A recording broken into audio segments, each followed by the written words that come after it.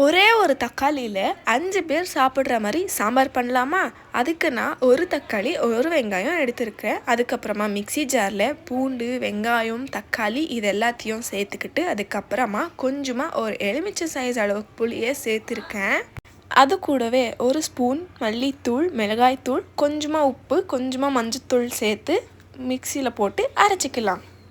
அப்புறமா கடாயில் 2 table spoon எண்ணெய் போட்டு கடுகு போட்டு கருவேப்பிலை போட்டு கொஞ்சமாக வெங்காயம் போட்டு கொஞ்சம் பச்சை வாசனை போகிற வரையும் வதக்கிக்கலாம்.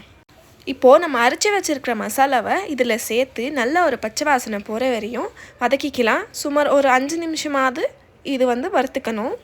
லேசாக கொஞ்சம் தண்ணி ஊற்றி இந்த மசாலா ஒரு கொதி வரட்டும். அதுக்கப்புறமா நான் மொச்சக்கொட்டை இதில் போடுறேன். நீங்கள் மொச்சக்கொட்டை இல்லைன்னா எந்த காய்கறியாச்சும் சேர்த்துக்கலாம். இப்போ நான் இங்கே மொச்சக்கொட்டையை சேர்த்து கிண்டிக்கிறேன். அப்புறமா 2 கிளாஸ் தண்ணி சேர்த்து ஒரு 10 நிமிஷம் விட்ட போல் கொதிக்க விட்டு எடுத்தால் சாம்பார் ரெடி. அப்படியே நம்ம சேனலை சப்ஸ்கிரைப் பண்ணிவிட்டு நீங்களும் உங்கள் வீட்டில் செஞ்சு பார்த்துட்டு எப்படி இருக்குன்னு நம்ம கமெண்ட் செக்ஷனில் சொல்லுங்கள்.